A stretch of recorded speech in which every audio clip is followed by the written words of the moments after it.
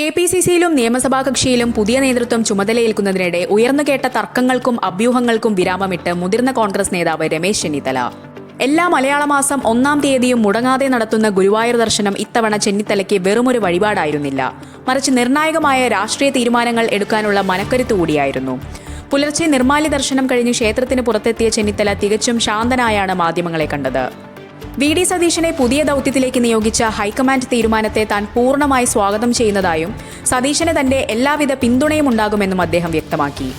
ഹൈക്കമാൻഡുമായി താൻ ഒരു തരത്തിലും ഏറ്റുമുട്ടാനില്ലെന്ന കൃത്യമായ സന്ദേശമാണ് ചെന്നിത്തല നൽകുന്നത്. കഴിഞ്ഞ ദിവസങ്ങളിൽ ഡൽഹി കേന്ദ്രീകരിച്ച് നടന്ന ചർച്ചകളിൽ ചെന്നിത്തല അതൃപ്തനാണെന്ന രീതിയിലുള്ള വാർത്തകൾ പ്രചരിച്ചിരുന്നു. എന്നാൽ കണ്ണനെ കണ്ടുമടങ്ങിയ ചെന്നിത്തലയിൽ കണ്ടത് പക്വമതിയായ ഒരു നേതാവിനെയാണ്. പാർട്ടി അച്ചടക്കത്തിന് മുൻഗണന നൽകുന്ന തന്റെ നിലപാട് അദ്ദേഹം വീണ്ടും ആവർത്തിച്ചു. മനസ്സിന് കുളിർമ നൽകുന്ന നിർമ്മാല്യ ദർശനത്തിന് ശേഷമാണ് ചെന്നിത്തല മാധ്യമങ്ങളെ കണ്ടത്. ഉചിതമായ തീരുമാനങ്ങൾ എടുക്കാൻ ഗുരുവായൂരിലെ സന്ദർശനം അദ്ദേഹത്തെ സഹായിച്ചു എന്ന് വ്യക്തം.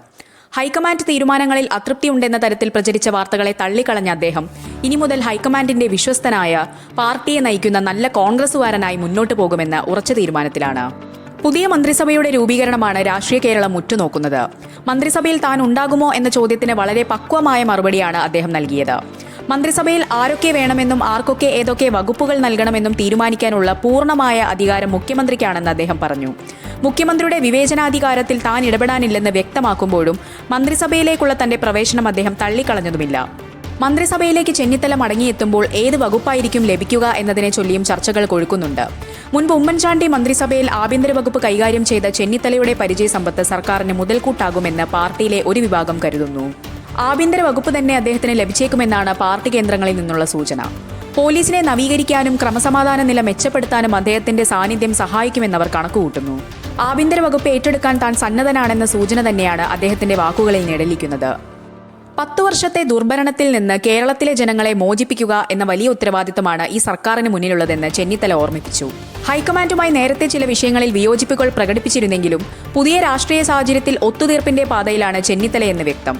സതീശനെ പോലെ യുവനിരയിലെ നേതാക്കൾ മുൻനിരയിലേക്ക് വരുമ്പോൾ ചെന്നിത്തലയെ പോലുള്ളവരുടെ അനുഭവസമ്പത്ത് കൂടെയുണ്ടാകുന്നത് ഗുണകരമാകുമെന്ന് AICCയും വിലയിരുത്തുന്നു. ഇന്ന് പുലർച്ചെ 3:30 ക്ഷേത്രദർശനം പൂർത്തിയാക്കിയ ചെന്നിത്തല ഉടൻ തന്നെ തിരുവനന്തപുരത്തേക്ക് തിരിച്ചു. വൈകുന്നേരത്തോടെ തലസ്ഥാനത്തെത്തുന്ന അദ്ദേഹം പാർട്ടി യോഗങ്ങളിൽ പങ്കെടുക്കും. രമേശ് ചെന്നിത്തലയുടെ മന്ത്രിസഭാ പ്രവേശനം സംബന്ധിച്ച അന്തിമ ചിത്രം അടുത്ത 48 മണിക്കൂറിനുള്ളിൽ വ്യക്തമാകും.